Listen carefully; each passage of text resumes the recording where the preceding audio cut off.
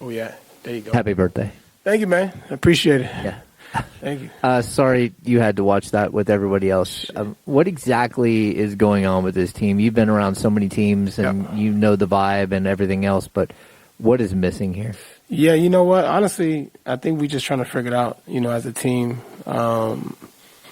As you guys can see and aware, tonight wasn't our best effort by any means, but I do think there's a conscious effort of trying to figure it out and trying to figure out what works for us as a team, and all we have is each other. Based on my experience, the best part about this game and this league is that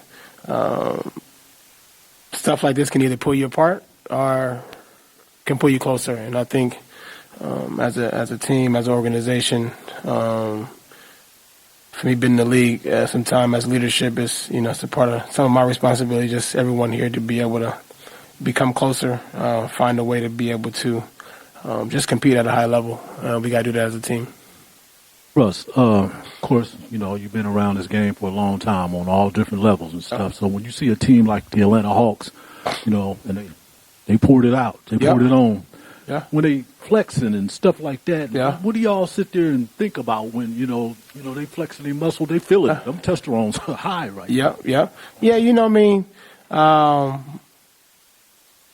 I don't pay much mind to that, to be honest. That's a part of the game. That's the theatrics and different things of that nature. But for us, it's what about us? I know when we put our best foot forward, we've done it in parts of games. Tonight we didn't do it at all, but I think as a team and as a unit, we have to be able to stamp our footprint on just competing. And I think missing, making shots is all a part of the game. That's fine, but competing at a high level is something that we have to do each and every night. And that always gives yourself a chance to be in basketball games and win games. Hey, Russ, it's obviously so early, and you guys have seen what you've been capable of even when on the road. This stretch here, just as frustrations kind of mount, how surprising is this to you to kind of see it? Surprising. Things happen. If we're being honest, we're in a tough stretch as who we're playing. The travel, the days. I think you take a lot of that in consideration. A lot of newness around here as part of the team. I'm new, organization. A lot of changes. Things are happening.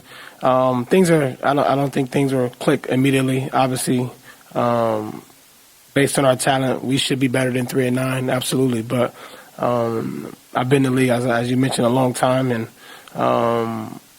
as a unit, and as a team, we got to find a way to be able to get out of this slump and stay with it and stick together, and then we'll be happy on the backside of everything.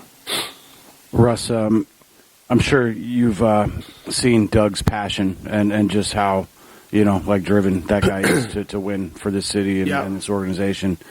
How is his messaging landing in the locker room amongst you guys as you try to figure this out? Yeah, I think Doug, man, has done a great job of staying true to who he is. And as you mentioned, he's a very passionate and wants to go out and compete. He's finding nuances and finding new ways to make sure that we understand his full message. And I think we, as a team, have to do a better job of just relaying the message from film room, from the practice to the game floor. And that's on us. There's no blame by any means towards Doug. It's on us to be able to go out and compete at the highest level. He can't play for us.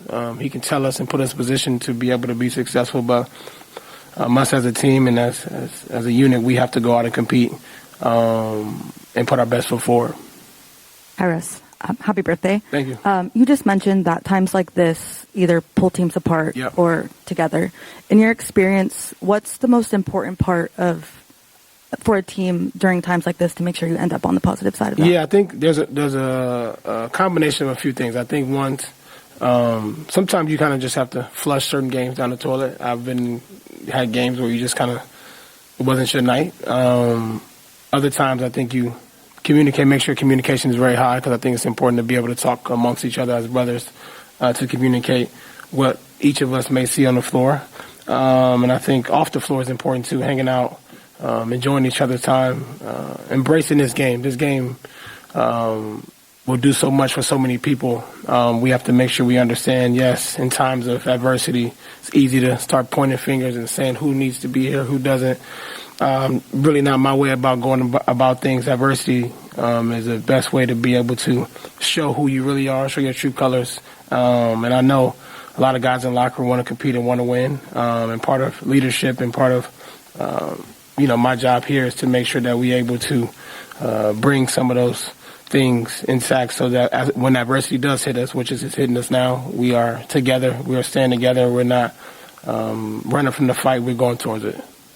In those instances where you guys are playing well, like in Milwaukee and in OKC, what do you see in those games that is allowing you guys to click and compete? Just competing. It's not like, we running certain plays or we're certain guys getting shots. We just playing hard.